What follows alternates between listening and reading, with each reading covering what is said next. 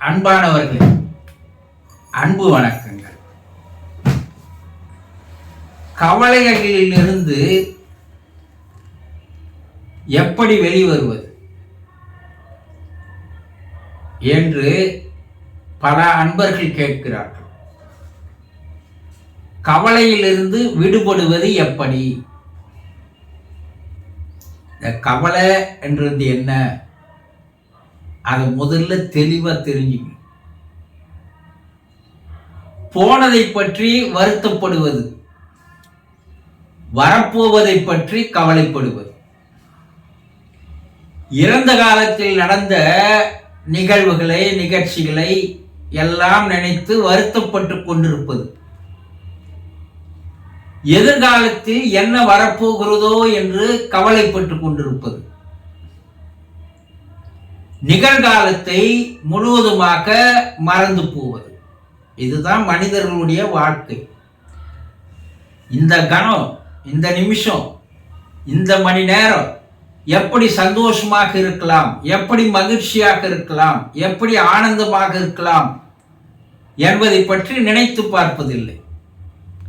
நிகழ்காலம் நழுவி ஓடிக்கொண்டே இருக்கும். இப்ப கவலை என்பது வரப்போவதை நினைத்து கற்பனையா நம்மளே நினைச்சுக்கிறது, இது நடக்குமா அது நடக்குமா என்று கற்பனையாக வராத ஒன்றை வருவதாக நினைத்து கொண்டு நாம் எண்ணிக்கொண்டிருக்கின்ற எண்ணம் தான் கவலை. வேற ஒண்ணும் இல்லை. தேர்வுக்கு எழுத போறான் ஒரு மாணவன், வினாத்தாள் நமக்கு ஏற்ற மாதிரி வருமா என்ற கவலை அவனுக்கு. தேர்வு எழுதிட்டு வந்துட்டான், அதனுடைய ரிசல்ட் நம்ம பாஸ் பண்ணுவோமா இல்லையா என்ற கவலை. வேலைக்கு போறான் இன்டர்வியூக்கு, இதுல நம்ம செலக்ட் ஆகுமோ ஆக மாட்டோமோ என்ற கவலை. திருமணம் நடக்குமோ நடக்காதோ என்ற கவலை. கொடுத்த பணம் திரும்பி வருமோ வராதோ என்ற கவலை. இவையெல்லாம் நடக்க போவது.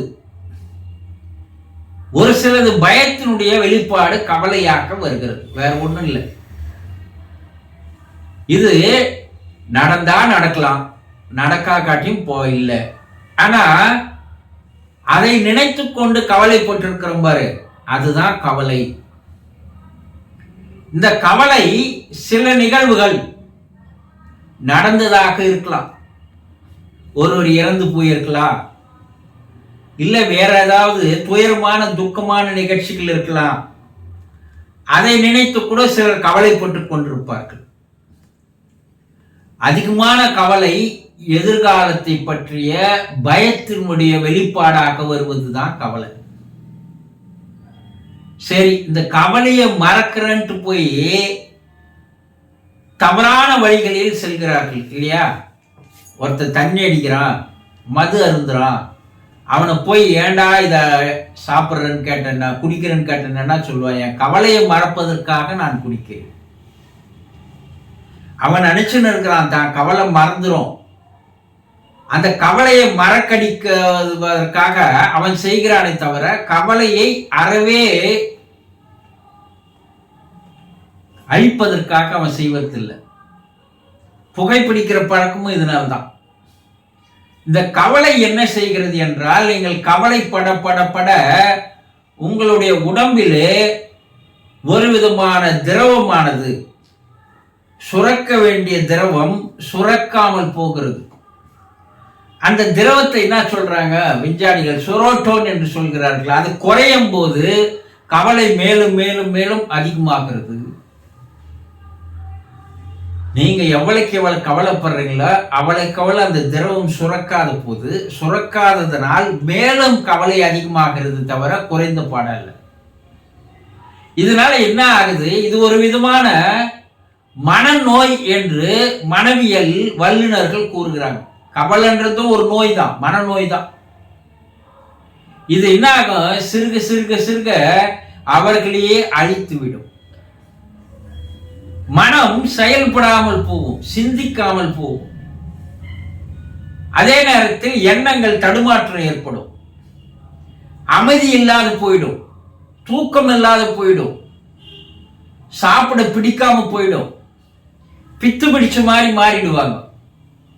ஏதோ ஒரு கவலையாவே இருக்கிற மாதிரி இருந்தன்னா முகமும் பொலிவு இழந்து போகும், மனமும் தன் சக்தி இழக்கும், உடலும் ஆரோக்கியம் கெடும். நடக்கிறப்ப நடக்கட்டுமே, ஏன் அதை இப்ப நினைச்சு நம்ம கவலைப்பட்டு இருக்கணும்ன்ற மனோபாவம் எப்போது வருகிறதோ வரட்டும். கவலையை நான் எதிர்நோக்குகிறேன். கவலையிலிருந்து விடுபடுவதற்கு பல வழிகள் இருக்கிறது. அதை தெரிந்து கொள்வதில் ஆர்வம் காட்டுவதில்லை. நீங்க எப்ப கவலைப்படுறீங்களோ அப்போ உங்களுடைய மனசை வேறு திசையில் அதை திருப்பி விட வேண்டும். என்ன, எங்கடா நடைபயிற்சி மேற்கொள்ளுங்கள், இல்லைன்னா உங்களுக்கு சந்தோஷம் தர நிகழ்வுகள் நடந்தா அங்க போங்க, இல்ல விழாக்களில் போய் பங்கெடுத்துக் கொள்ளுங்கள். அது போல கவலைப்படுகின்ற அந்த மனோபாவம் வரப்போது உங்களுடைய மனதை அதிலேயே ஆழ்ந்து போக விடாமல் அதை திசை திருப்பி வேறு வகைகளில் நீங்கள் செலுத்த ஆரம்பித்தால் உங்களுடைய கவலையானது படிப்படியாக குறைய ஆரம்பிக்கும். மனதை பொழுதுபோக்கான விஷயத்துக்கு எடுத்துட்டு போங்க, எங்கன்னா வேறு திசைகளில் எழுந்து செல்லுங்கள். அப்போ மனம் மகிழ்ச்சி அடைந்தால் அந்த கவலையானது படிப்படியாக குறைய ஆரம்பிக்கும். மனோபாவம் தான். உங்களுடைய மனோபாவத்தை நீங்கள் மாற்றிக்கொள்ள வேண்டும், வேற ஒண்ணும் இல்லை. நடக்கிறப்ப நடக்கட்டுமே, அது எதிர்காலத்தில் நடந்தால் நடக்கலாம், நடக்காது போகலாம். அதை பத்தி கவலைப்பட்டு கொண்டிருப்பதால் என்ன ஆகும், நீங்க எது நடக்காதுன்னு நினைச்சீங்களோ அது நடந்துரும். ஒரு பாடல் இருக்கும், நடக்கும் என்பார் நடக்காது, நடக்காது என்பார் நடந்துவிடும் என்று சொல்வார்கள் இல்லையா? அது போல அந்த நேரத்திற்கு எது நடக்கிறதோ அதை நம்ம ஃபேஸ் பண்ணிக்கலாம். அதை விட்டுட்டு இப்பயே கவலைப்பட்டு கொண்டிருப்பதால் உங்களுக்கு அந்த நோயானது கரையான் போல சிறு சிறு சிறிதாக உங்களை என்ன செய்யும்னா மேலும் மேலும் மேலும் எந்த பழக்கத்திற்கு நீங்க அடிமையாகிறீர்களோ அந்த பழக்கமே உங்களை அடிமைப்படுத்திவிடும். கடைசி உங்களை உடல் அளவில் பாதிப்புகளை எடுத்து உயிருக்கு ஒரு பாதிப்பு ஏற்படுகின்ற வகைக்கு சென்றுவிடும். அதனால்தான் மனவியல் வல்லுநர்கள் சொல்றாங்க, கவலையை ஆரம்பத்திலேயே அதை அறவே ஒதுக்கி விடுங்கள், எதிர்கொண்டு விடுங்கள். இல்ல அதை பத்தி கவலைப்படாதீங்க, அலட்சியப்படுத்துங்க. மனதை மகிழ்ச்சியாக வைத்திருப்பதற்குண்டான வேலைகளை பாருங்கள். மனதை வேறு திசைகளில் திசை திருப்புங்கள். அப்போ நீங்க கவலையிலிருந்து விடுபட்டு விடுவீர்கள்.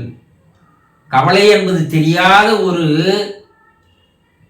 வகையில வரும், உள்ள வரும், அதுவே பூதகரமாக மாறிவிடும்.